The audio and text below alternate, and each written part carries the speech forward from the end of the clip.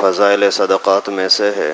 حضرت ابو ہریرہ رضی اللہ تعالیٰ عنہ کی روایت ہے، قال قال رسول اللہ صلی اللہ علیہ وسلم اذا مات الانسان انقطع عنه عمله الا من ثلاث الا من صدقۃ جاریۃ او علم ينتفع به او ولد صالح يدعو له، کہ رسول اللہ صلی اللہ علیہ وسلم کا ارشاد ہے کہ جب آدمی مر جاتا ہے تو اس کے اعمال کا ثواب ختم ہو جاتا ہے، سوائے تین چیزوں کے۔ تین چیزیں ایسی ہیں جن کا ثواب مرنے کے بعد بھی ملتا رہتا ہے۔ ایک صدقہ جاریہ، دوسرا وہ علم جس سے لوگوں کو نفع پہنچتا رہے، تیسرا صالح اور نیک اولاد جو اس کے لیے مرنے کے بعد بھی دعا کرتی رہے۔ فائدہ: اللہ جل شانہ کا کس قدر زیادہ انعام اور احسان ہے، لطف اور کرم ہے کہ آدمی اگر یہ چاہے کہ مرنے کے بعد بھی اس کے اعمال کا سلسلہ ختم نہ ہو اور قبر کے اندر بھی میٹھی اور آرام کی نیند سوتا رہے اور اس کے اعمال حسنہ میں اضافہ ہوتا رہے، تو اس کا ذریعہ بھی اللہ تعالیٰ نے اپنے فضل و کرم سے پیدا فرما دیا۔ یہ اللہ کا بڑا انعام اکرام ہے۔ آدمی مر گیا، قبر میں چلا گیا، اس کے باوجود روزانہ اس کے درجات بلند ہوتے جائیں، اس کے اعمال بڑھتے جائیں۔ حضور صلی اللہ علیہ وسلم نے ان میں سے تین چیزیں اس حدیث مبارکہ میں ذکر فرمائی ہیں۔ ایک صدقہ جاریہ، یعنی کوئی ایسی چیز صدقہ کر گیا جس کا نفع باقی رہنے والا ہو، مثلا کوئی مسجد بنوا گیا جس میں لوگ روز نماز پڑھتے ہیں، تو جب تک اس میں نماز ہوتی رہے گی اس کو ثواب خود بخود ملتا رہے گا۔ تو اگر آپ چاہتے ہو کہ آپ کے مرنے کے بعد بھی آپ کے روزانہ عمل بڑھتے رہیں، ثواب بڑھتا رہے، تو مسجد بنا دو، اس طریقے سے مدرسہ بنا دو، کوئی پانی کی لائن کسی کی طرف کھینچ دو، یا کوئی ایسا کام کر دو جس کی وجہ سے آپ کے مرنے کے بعد بھی وہ کام ہوتا رہے۔ کتابیں مدرسے میں لے کر کے دے دو، قرآن لے کر کے دے دو، کسی بندے کو ہنر سکھا دو تاکہ وہ بھی ثواب کے لیے وہ اسی سے کماتا رہے، تو آپ کے لیے صدقہ جاریہ ہوگا۔ اسی طرح سے کوئی مسافر خانہ ہے، کوئی مکان کسی دینی کام کے لیے بنوا کر کے وقف کر دیا جس سے مسلمانوں کو یا دینی کاموں کو نفع پہنچتا رہے، تو اس کو اس نفع کا ثواب ملتا رہے گا۔ کوئی کنواں ہے، رفاہ عام کے لیے بنوایا، تو جب تک لوگ اس سے پانی پیتے رہیں گے، وضو کرتے رہیں گے، اس کو مرنے کے بعد بھی اس کا ثواب پہنچتا رہے گا۔ ایک اور حدیث میں رسول اللہ صلی اللہ علیہ وسلم کا ارشاد وارد ہوا ہے کہ آدمی کے مرنے کے بعد جن چیزوں کا ثواب اس کو ملتا ہے، ایک تو وہ علم ہے جو کسی کو سکھایا ہو اور ارشاد کی ہو، اور وہ صالح اولاد ہے جس کو چھوڑ گیا ہو، اور وہ قرآن شریف جو میراث میں چھوڑ گیا ہو، اور وہ مسجد ہے اور مسافر خانہ ہے جن کو بنایا ہو، اور وہ نہر ہے جو جاری کر گیا ہو، اور وہ صدقہ ہے جس کو اپنی زندگی صحت میں اس طرح دے گیا ہو کہ مرنے کے بعد بھی اس کا ثواب ملتا رہے۔ ثواب ملتا رہے کا مطلب یہ ہے کہ صدقہ جاریہ کے طور پر دے کر گیا ہو، مثلا وقف کر گیا ہو، یا علم کی اشاعت کا مطلب یہ ہے کہ کسی مدرسے میں چندہ دیا ہو، یا کوئی دینی کتاب لکھی ہو، یا پڑھنے والوں میں دینی کتابیں تقسیم کی ہوں، یا مسجدوں اور مدرسوں میں قرآن پاک یا کتابیں وقف کی ہوں، تو یہ ایسی چیزیں ہیں کہ اس کے مرنے کے بعد بھی اس کو ثواب ملتا رہے گا، اس کا اجر بڑھتا رہے گا۔ ایک اور حدیث میں ہے کہ آدمی کے مرنے کے بعد 7 چیزوں کا ثواب اس کو ملتا رہتا ہے۔ کسی کو علم پڑھایا ہو، یہ بنیادی چیز ہے۔ آپ پڑھنے پڑھانے کی طرف بہت زیادہ توجہ دیا کریں۔ آپ اگر کسی کو ایک مسئلہ بھی سمجھاؤ گے، سناؤ گے نا، تو وہ آپ بل مر بھی جاؤ، جب تک وہ اس پر عمل کرتا رہے گا آپ کو مفت میں ثواب ملتا رہے گا۔ یہ جو ہم روزانہ یہ مسائل وغیرہ پڑھتے ہیں اس کو ہلکا نہ سمجھیں، یہ انشاءاللہ بہت بڑے درجات کے بلندی کا سبب ہے۔ میں مر بھی جاؤں نا، تو جب تک آپ اس پر عمل کرو گے انشاءاللہ اجر اور ثواب ملتا رہے گا۔ آپ جن کو سمجھاؤ گے تو اسی طرح سے ہوگا۔ مثال کے طور پر نماز کا کوئی مسئلہ آپ کو میں نے سمجھا دیا، ابھی میں نے 1 مرتبہ 1 منٹ کے اندر سمجھایا، 100 بندوں نے اس مسئلے پر عمل کرنا شروع کیا نا، تو سمجھو کہ میں نماز تو ایک پڑھوں گا لیکن 100 بندوں کے نماز کا اجر مجھے بھی کچھ نہ کچھ ملتا رہے گا۔ اتنا بڑا انعام یہ مسائل سیکھنے کی وجہ سے ہوتا ہے، تو آپ بھی دوسروں کو سکھانے کی کوشش کریں۔ کوئی نہر جاری کر دی ہو، کوئی کنواں بنایا ہو، کوئی درخت لگایا ہو، کوئی مسجد بنائی ہو، قرآن پاک میراث میں چھوڑا ہو، یعنی اس کے ورثے کے اندر اولاد کو قرآن پڑھائی ہے یا قرآن ملا ہے، یا ایسی اولاد چھوڑی ہے جو اس کے لیے دعائیں مغفرت کرتی رہے، تو یہ انسان کے لیے بہت بڑا یعنی اجر اور ثواب کا ذریعہ بھی، اور مرنے کے بعد اس کا صلہ بھی اس کے لیے چلتا رہے گا۔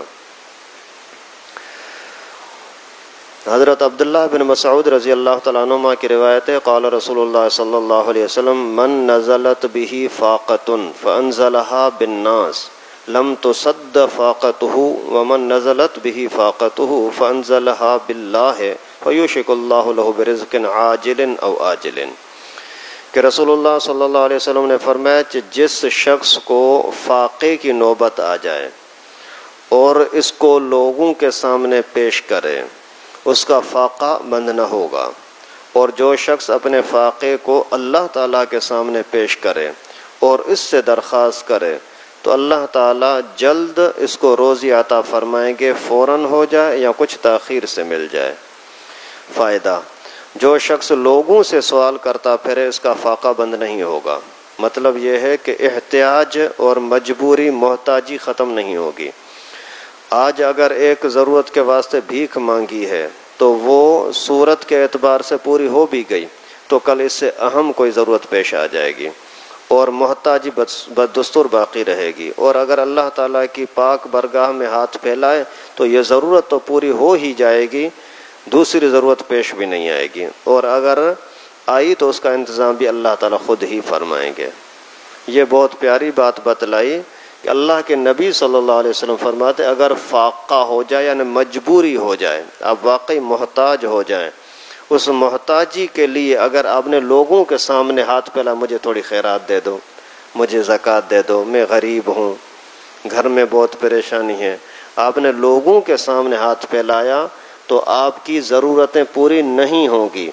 اگر وہ ضرورت آپ کو نظر آ رہی ہے کہ پوری ہو بھی گئی تو دوسری ضرورتیں بڑی نکل آئیں گی، اس وجہ سے ہمیشہ تم محتاج ہی رہو گے۔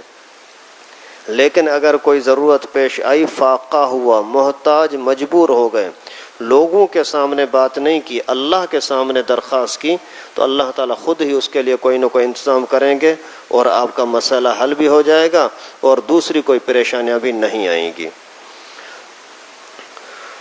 حضرت نے ایک واقعہ لکھا ہے کہ کرد ایک قبیلے کا نام ہے، اس میں ایک مشہور ڈاکو تھا، وہ اپنا قصہ بیان کرتا ہے۔ ڈاکو کہتا ہے کہ میں اپنے ساتھیوں کی ایک جماعت کے ساتھ ڈاکے کے لیے جا رہا تھا، راستے میں ہم ایک جگہ پر بیٹھے تھے، وہاں ہم نے دیکھا کہ کھجور کے 3 درخت ہیں، 2 پر تو بہت سارے پھل ہیں اور ایک بالکل خشک ہے۔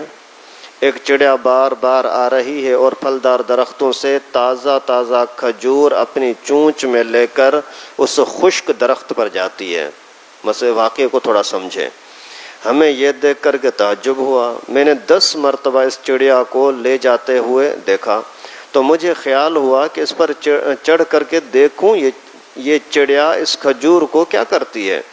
میں نے اس درخت کی چوٹی پر جا کر کے دیکھا کہ وہاں ایک اندھا نابینا سانپ منہ کھولے پڑا ہوا ہے اور یہ چڑیا وہ تر و تازہ کھجور اس کے منہ میں ڈال دیتی ہے۔ سبحان اللہ۔ مجھے یہ دیکھ کر کے اس قدر عبرت اور تعجب ہوا کہ میں رونے لگا۔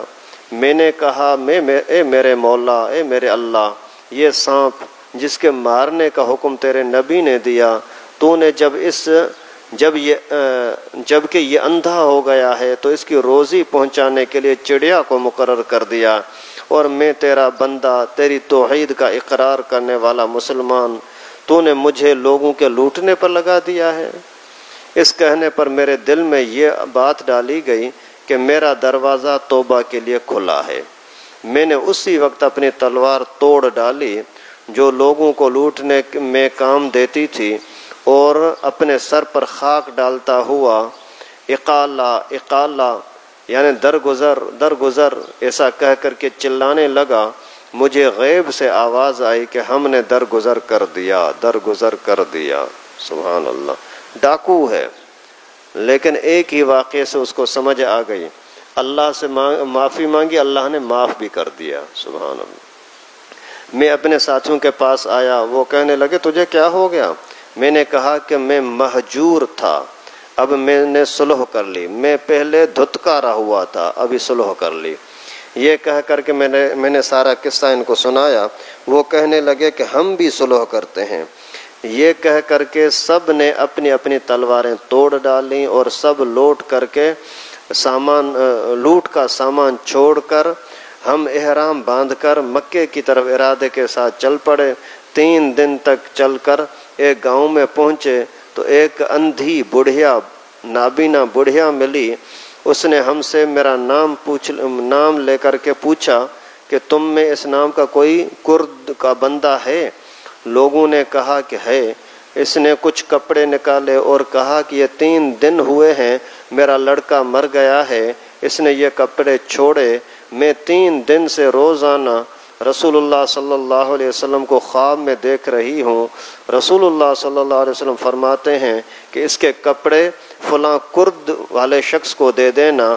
وہ کردی کہتے ہیں کہ وہ کپڑے میں نے لیے اور ہم سب نے ان کو پہنا۔ اس قصے میں دونوں چیزیں قابل عبرت ہیں، اندھے سانپ کی اللہ تعالیٰ کی طرف سے روزی کا سامان اور رسول اللہ صلی اللہ علیہ وسلم کی طرف سے کپڑوں کا عطیہ۔